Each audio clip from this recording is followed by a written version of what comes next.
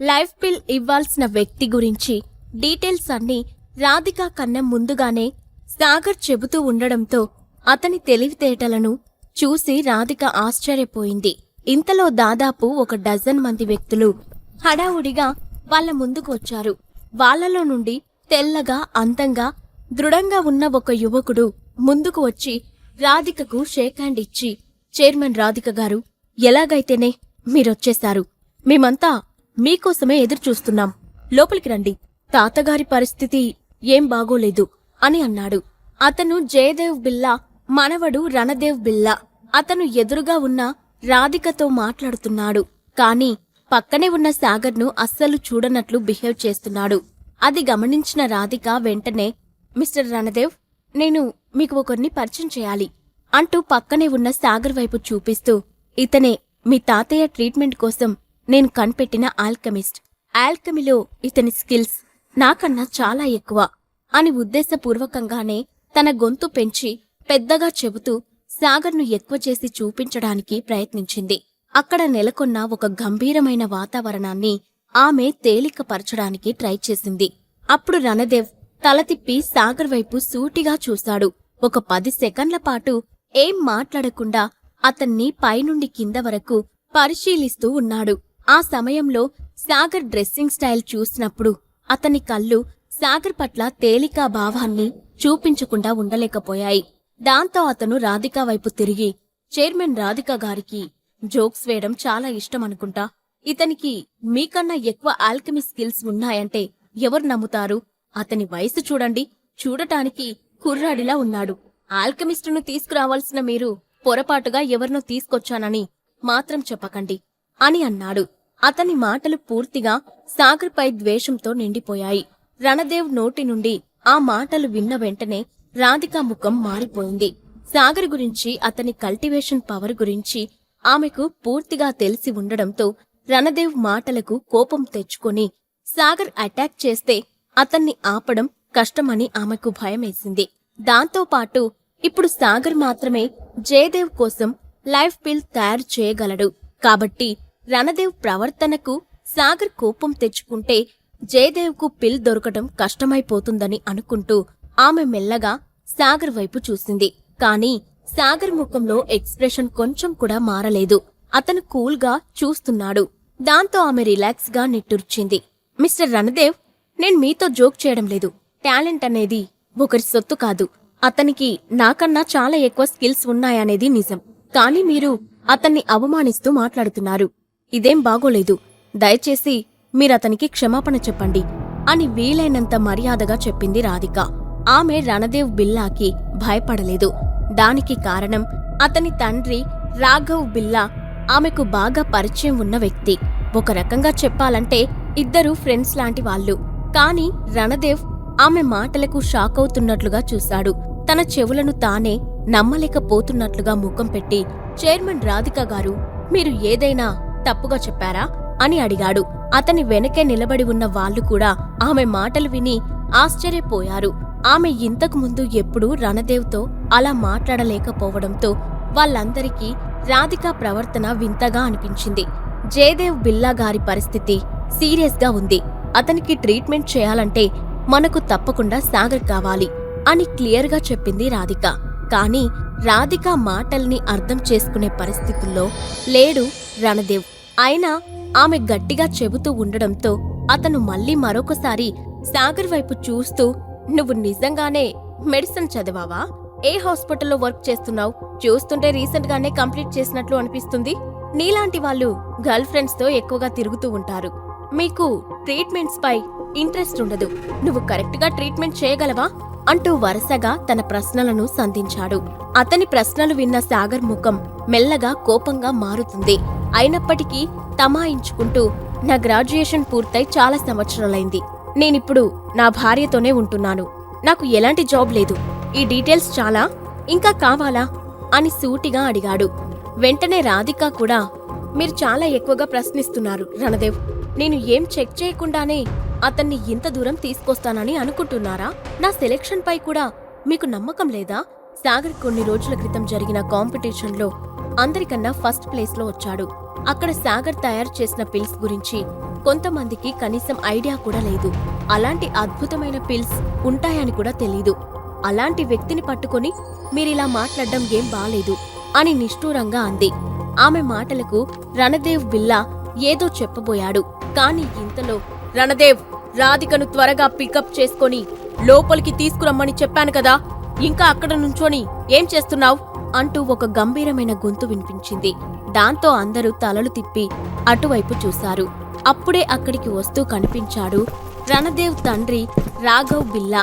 అతన్ని చూడగానే రాధిక, రాఘవ్, నువ్వు కరెక్ట్ టైంకి వచ్చావు అని అంటూ సాగర్ వైపు చేయి చూపిస్తూ, ఇతనే మీ నాన్నగారి కోసం నేను తీసుకొచ్చిన ఆల్కెమిస్ట్ మిస్టర్ సాగర్. కానీ నీ కొడుకు అతన్ని ఇన్సల్ట్ చేస్తూ మాట్లాడుతున్నాడు. ఇట్స్ నాట్ ఫెయిర్ అని సీరియస్ గా చెప్పింది. రణదేవ్, నీకేమైంది? మీ తాతయ్యకు ట్రీట్మెంట్ జరగాల వద్దా? రాధిక మనకు హెల్ప్ చేస్తుంది, దాన్ని నువ్వెందుకు చెడగొట్టాలనుకుంటున్నావు అంటూ గంభీరంగా అడిగాడు అతని తండ్రి రాఘవ్. డాడీ, ప్లీజ్, నువ్వు కోపం తెచ్చుకోకు. ఒకసారి నా మాట విను. అతని గురించి నేను ముందే ఇన్వెస్టిగేట్ చేశాను. అతను రాధిక గారు చెప్పినంత గొప్పవాడేం కాదు. అసలు అతను ట్రీట్మెంట్ చేయగలడో లేదో తెలుసుకోకుండా మనం అతన్ని ఎలా అంగీకరిస్తాం అని అన్నాడు. కాసేపటి క్రితం అతని గొంతులో ఉన్న అహంకారం ఇప్పుడు లేదు. దాని స్థానంలో గౌరవం మాత్రమే కనబడుతుంది. ఆ మాట విని రాఘవ్ తల తిప్పి సాగర్ వైపు పరిశీలనగా చూశాడు. ఆ తర్వాత రాధిక వైపు తిరిగి, రాధిక, మేమంతా నిన్ను చాలా నమ్ముతున్నామని నీకు తెలుసు. ఈ కుటుంబానికి నీపై గౌరవం ఉంది. మరి అలాంటప్పుడు నువ్విలా ఎందుకు చేశావు అని అడిగాడు. రాఘవ్, నువ్వు అపార్థం చేసుకుంటున్నావు. ఒకసారి నేను చెప్పేది విను. ఆమె వివరణ ఇవ్వబోతూ ఉండగానే ఇంతలో ఒక అసిస్టెంట్ పరిగెత్తుకుంటూ అక్కడికొచ్చి, సార్, పెద్ద సార్ పరిస్థితి చాలా సీరియస్గా ఉంది.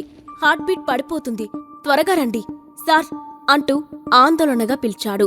ఆ మాట వినగానే ఒక్కసారిగా భయాందోళనకు గురైన రణదేవ్, రాఘవ ఇద్దరూ ఒకేసారి ఏంటి అంటూ పరిగెత్తుకుంటూ జయదేవ్ రూమ్కి చేరుకున్నారు. ఆ హడావుడిలో రాధిక ఏం చెప్పాలనుకుంటుందో రాఘవ్ వినలేదు. సాగర్, త్వరగా రా, మనం కూడా వెళ్ళి అతన్ని చూడాలి అంటూ రాధిక కూడా వాళ్ళ వెనకే పరిగెత్తింది. జయదేవ్ ఆమెకు అవసరమైనప్పుడు చాలా సహాయం చేశాడు. అందుకే ఈ పరిస్థితుల్లో అతన్ని రక్షించడమే ముఖ్యమని అనుకుంది. అందుకే వాళ్ళు పిలవకపోయినా సాగర్ను రమ్మని అడిగింది. సాగర్ కూడా ప్రాణాపాయంలో ఉన్న ఒక వ్యక్తి ప్రాణాన్ని కాపాడాలనే ఉద్దేశంతో ఆమె వెనకే వెళ్లాడు. అంతా హడావుడిలో కూడా అతను లోపలికి నడుస్తూనే ఆ మ్యాన్షన్ లేఅవుట్ను క్లియర్గా పరిశీలించాడు. వాళ్ళిద్దరూ గది దగ్గరికి వెళ్లేటప్పటికీ అక్కడ చాలా మంది జనం చుట్టూ గూమిగూడి ఉన్నారు. రాఘవ్ తన తండ్రి పక్కనే కూర్చొని, నాన్నా, ప్లీజ్, నువ్వు నన్ను భయపెట్టకు అని చిన్నపిల్లాడిలా ఏడుస్తూ తన తండ్రి చేతిని పట్టుకొని కదుపుతున్నాడు. మామూలు సమయంలో చూడడానికి గంభీరంగా, కఠినంగా కనిపించే రాఘవ్ ఆ క్షణం చాలా బలహీనంగా కనిపించాడు. ఈరోజు బిల్లా ఫ్యామిలీ అంతా శక్తివంతంగా ఉండడానికి కారణం కేవలం జయదేవ్ బిల్లా అని అందరికీ తెలుసు. ఆయన చనిపోతే ఆ కుటుంబం మొత్తం పునాదులతో సహా కదిలిపోతుంది. ఎన్నో సంవత్సరాలు అతను కష్టపడి నిర్మించిన వ్యాపార సామ్రాజ్యం కూలిపోతుంది. ఇన్ని సంవత్సరాలుగా సరైన అవకాశం కోసం ఎదురుచూస్తున్న అతని శత్రువులు ఆ కుటుంబంపై దాడి చేసే అవకాశం ఉంది. సాగర్ గది బయట నుండే బెడ్పై ఉన్న జయదేవ్ను చూశాడు. మరుక్షణంలోనే రాధికా గారు, వెంటనే ఈ పిల్ అతనికివ్వండి, త్వరగా వెళ్ళండి అని అంటూనే ఆమె చేతిలో పిల్ పెట్టాడు సాగర్. ఇది స్టెబిలైజింగ్ పిల్ కదా, దీన్ని ఎక్కడ్నుంచి తీసుకొచ్చావ్? ఆ పిల్ తీసుకుంటూనే ఆశ్చర్యంగా అడిగింది రాధిక. అవన్నీ మాట్లాడుకోవడానికి టైం లేదు. ముందుగా అతని కండిషన్ స్టెబిలైజ్ చేయాలి. వెంటనే వెళ్ళి ఈ పిల్ అతనికివ్వండి అని అన్నాడు సాగర్. మరోవైపు జయదేవ్ ముఖం నల్లగా మారుతుంది. అతని శరీరం పట్టు తప్పుతున్నట్లుగా తీవ్రంగా వణుకుతుంది. ఆ సమయంలో రాధిక వెంటనే లోపలికి వెళ్లి, రాఘవ్, మనం ఈ టాబ్లెట్ జయదేవ్ గారికి వేయాలి. ప్రస్తుతం అతన్ని కాపాడ్డానికి ఉన్న ఛాన్స్ ఇదొక్కటే అని అంటూ తన చేతిలో ఉన్న పిల్ చూపించింది. నిజంగా ఇది పనిచేస్తుందా? ఎర్రగా నీళ్లు నిండిన కళ్ళను తుడుచుకుంటూ ఆమె చేతిలో ఉన్న పిల్ తీసుకొని పరీక్షించాడు రాఘవ్. అది నిజంగా పనిచేస్తుందో లేదో కాలమే సమాధానం చెప్తుంది. మన ప్రయత్నం మనం చేయాలి. ముందు మనం ఈ పిల్ జయదేవ్ గారికి ఇవ్వాలి. నువ్వేస్తావా లేదా అని అతని వైపు సీరియస్గా చూస్తూ అడిగింది రాధిక. ఆమె గొంతులో వినిపించిన దృఢత్వం చూసి రాఘవ్ ఇంకేం మాట్లాడలేకపోయాడు. ఇప్పుడు వాదించడం వల్ల ఏం ఉపయోగం లేదని అతనికి బాగా తెలుసు. అందుకే ఇంకేం మాట్లాడకుండా చిన్నగా తలూపి ఆ టాబ్లెట్ తీసుకొని తన తండ్రి నోట్లో వేసి నీళ్లు పోశాడు. ఆ తర్వాత అక్కడున్న అందరూ ఏం జరుగుతుందో చూడాలన్నట్లు జయదేవ్ వైపే చూస్తూ నుంచున్నారు. రాధిక కూడా చేతులు కట్టుకొని బెడ్ పక్కనే నుంచొని జయదేవ్ ముఖంలోకి చూస్తూ ఉంది. అతని శరీరంలోకి ఆ పిల్ చేరిన తర్వాత సరిగ్గా 3 సెకండ్లలో అతని ముఖంలో మార్పులు కనిపించడం మొదలుపెట్టాయి. నల్ల రంగులోకి మారుతున్న అతని ముఖం మళ్లీ మామూలు స్థితికి చేరుకుంటుంది. అప్పటి వరకు శ్వాస తీసుకోవడానికి ఇబ్బంది పడిన అతను కూల్ అయినట్లు ప్రశాంతంగా ఊపిరి పీలుస్తున్నాడు. 5 సెకండ్లలో అద్భుతం జరిగినట్లుగా అతని కండిషన్ కంట్రోల్లోకి రావడం అక్కడున్న వాళ్ళంతా ఆశ్చర్యపోయారు. తమ కళ్ల ముందే జరిగిన ఆ మార్పును చూసి షాక్ అయ్యారు. నిజం చెప్పాలంటే రాధికకు కూడా అప్పటి వరకు టెన్షన్గానే ఉంది. అందుకే తన చేతులు గుప్పిటలాగా గట్టిగా బిగించి జయదేవ్ని పరిశీలిస్తుంది. దానికి కారణం ఆమె ఇంతవరకు స్టెబిలైజర్ పిల్ గురించి విన్నది కానీ దాని ప్రభావాన్ని ఎప్పుడూ డైరెక్టుగా చూడలేదు. ఒకవేళ పరిస్థితి ఏదైనా అటూ ఇటుగా జరిగితే అది తనకు సాగర్కు ఇద్దరికీ ప్రమాదమే అని ఆమెకు తెలుసు. కాని కేవలం సాగర్పై నమ్మకంతో ఆ పిల్ను జయదేవ్కి వేయమని చెప్పింది. దాదాపు 1/2 నిమిషం పూర్తయ్యేసరికి జయదేవ్ బాడీ పూర్తి కంట్రోల్లోకి వచ్చిందనడానికి గుర్తుగా పక్కనే అతని శరీరానికి అమర్చి ఉన్న మానిటర్లో నుంచి వినిపిస్తున్న శబ్దాలు నార్మల్ అయ్యాయి. ఇది చాలా అద్భుతంగా ఉంది రాధిక. నువ్వు ఈసారి మా కుటుంబానికి చాలా పెద్ద సహాయం చేశావు. ఈ రుణం ఎలా తీర్చుకోవాలో తెలియడం లేదు అని అంటూనే ఉద్వేగానికి లోనైన రాఘవ్ ఆమె చేతిని పట్టుకొని ఉత్సాహంగా ఊపేశాడు. Raghav control yourself. ఏం చెప్పాలో అర్థం కానట్లుగా తడబడుతూ చెప్పింది రాధిక. గది బయట 4 అడుగుల దూరంలో రిజల్ట్ కోసం వెయిట్ చేస్తున్నాడు సాగర్. కాని తను ఊహించిన సమయం దాటిపోయినా రాధిక లోపల నుంచి రాకపోవడంతో ఏం జరిగిందో చూడటానికి అతను లోపలికి నడిచాడు. అక్కడ జయదేవ్ కండిషన్ నార్మల్ అవ్వటం చూసి పర్వాలేదు, ఈసారి బిల్లా ఫ్యామిలీని దురదృష్టం విడిచిపెట్టదని అనుకున్నాను. కాని మీ లక్ బాగుంది అని అన్నాడు. ఆ మాట వినగానే అక్కడున్న వాళ్ళంతా ఒక్కసారిగా కోపంతో ఊగిపోతూ సాగర్ వైపు చూశారు. రణదేవ్ బిల్లా వెంటనే రియాక్ట్ అవుతూ, అస్సలు నిన్ను లోపలికి ఎవరు రమ్మన్నారు? వచ్చినవాడివి మా ఫ్యామిలీ గురించి ఇలా మాట్లాడడానికి నీకెంత ధైర్యం అంటూ ఆవేశంగా సాగర్ పైకి దూసుకెళ్లాడు. అప్పుడు సాగర్ ఒక్క క్షణం కూడా ఆలోచించకుండా తన కాలెత్తి రణదేవ్ ఛాతీపై గట్టిగా కొట్టాడు. ఆ దెబ్బకు రణదేవ్ గాలిలో ఎగురుతూ వెళ్లి వెనక ఉన్న గోడకు కరుచుకున్నాడు. బిల్లా ఫ్యామిలీ ముందే రణదేవ్ పై సాగర్ చేయి చేసుకోవడంతో అక్కడ ఎలాంటి పరిస్థితులు ఏర్పడ్డాయి? జయదేవ్ ఫ్యామిలీ ఎంట్రీతో సాగర్ జీవితంలో ఎలాంటి మార్పులు రాబోతున్నాయి? ఈ ప్రశ్నలకు సమాధానాలు తెలుసుకోవాలంటే నెక్స్ట్ ఎపిసోడ్ వినాల్సిందే. క్రింద ఇచ్చిన లింక్ ని క్లిక్ చేసి పాకెట్ ఎఫ్ఎం యాప్ ని ఇన్స్టాల్ చేసుకోండి. Stay tune to pocket FM.